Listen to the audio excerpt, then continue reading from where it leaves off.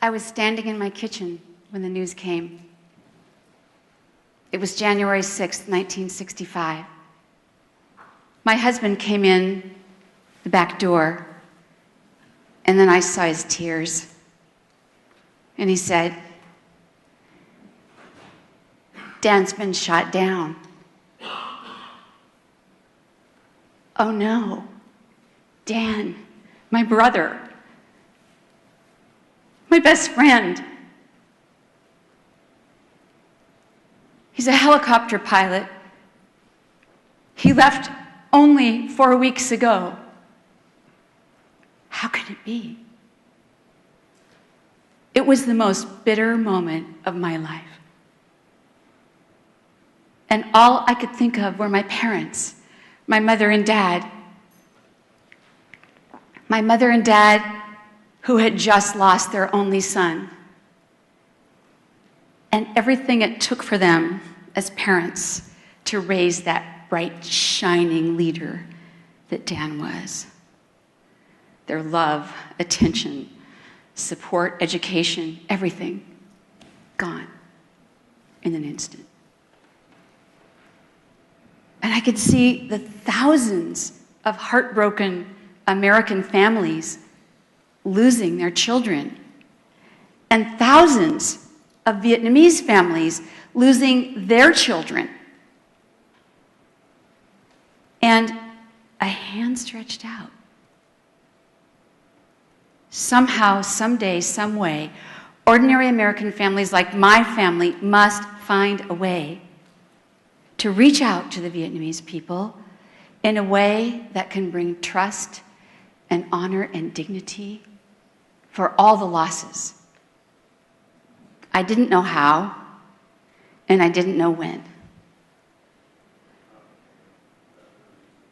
The first glimmer came in 1986 when Soviet visitors came to visit my restaurant.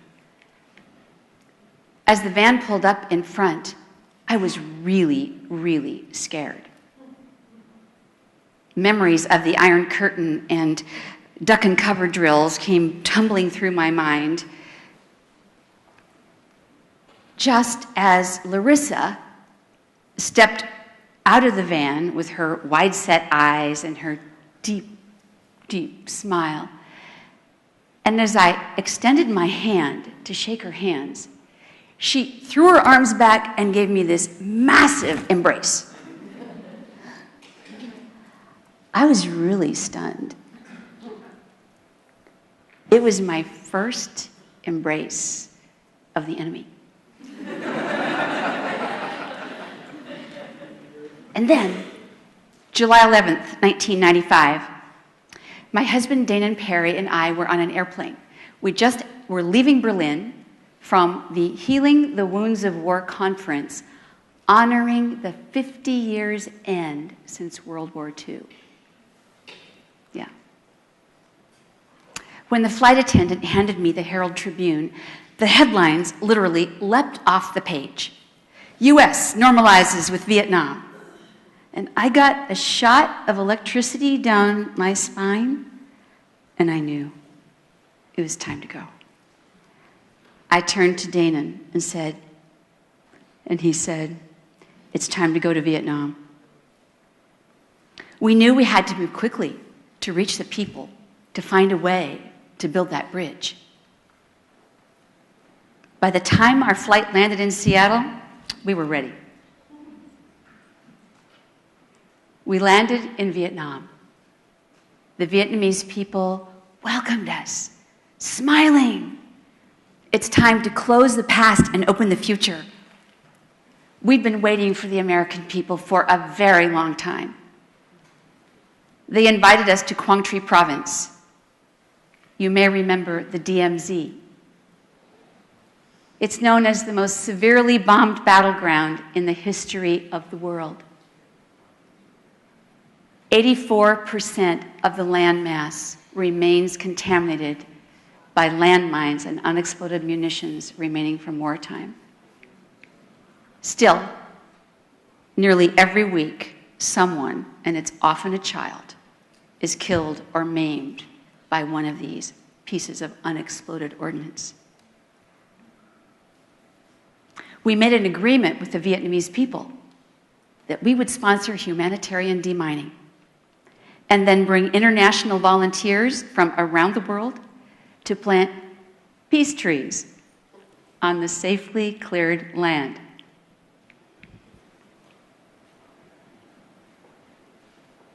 And then we took a daunting step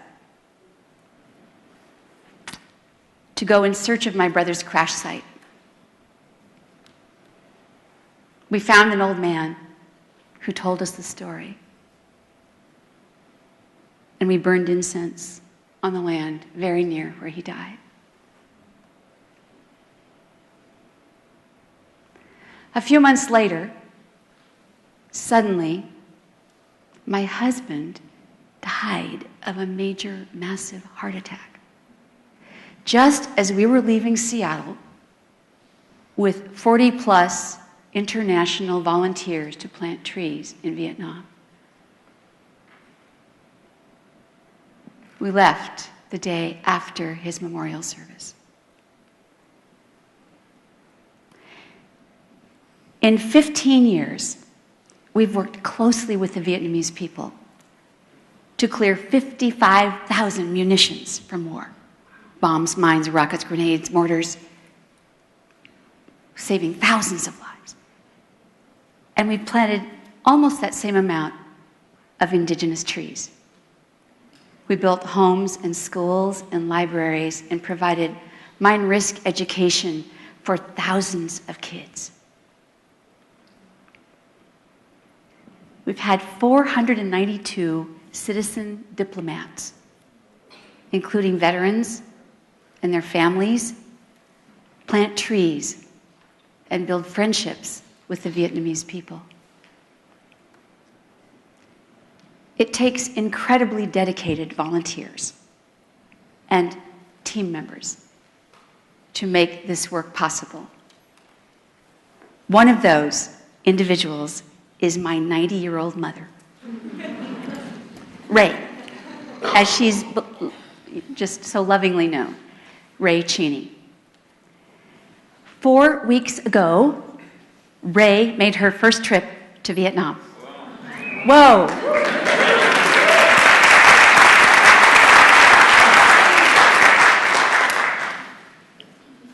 She went to dedicate the Daniel Cheney Kindergarten and the Mother's Peace Library in honor of all the mothers who lost their sons and daughters in service. When we arrived in Vietnam, we learned she was the first American mother to visit Vietnam in humanitarian efforts. 12 hours after we arrived there, she was presented the just amazing award, the Medal for Peace and Friendship Among Nations. It's the highest award given to a foreign citizen. I'll show you some images.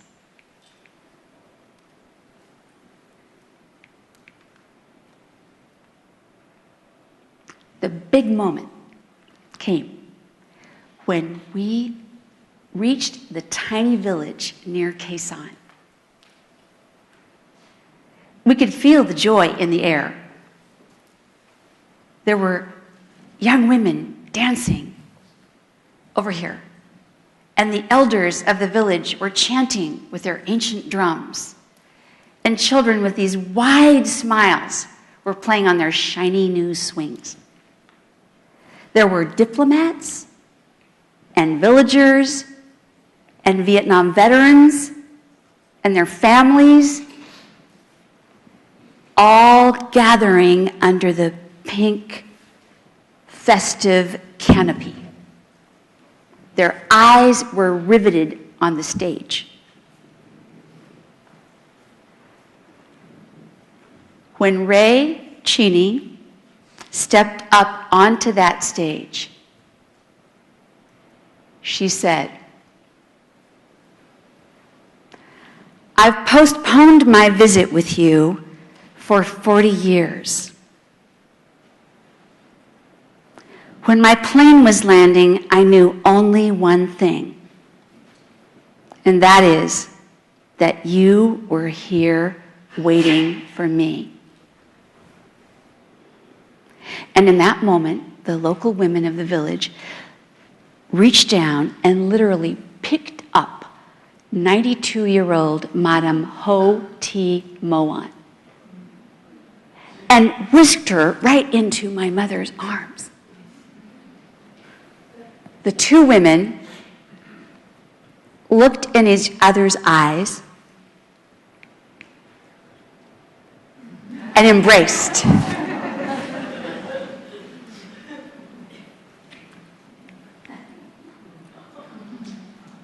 This is a moment that 40 years ago seemed impossible.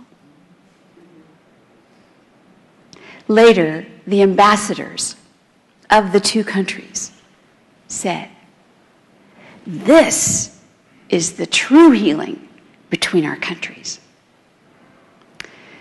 When the mothers of fallen soldiers can embrace one another's loss,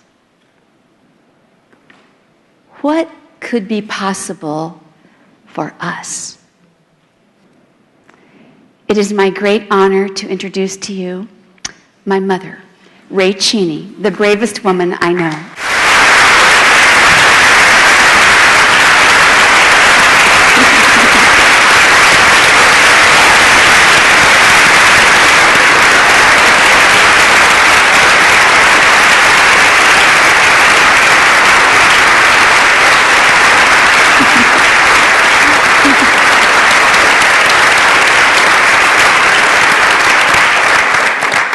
Thank you.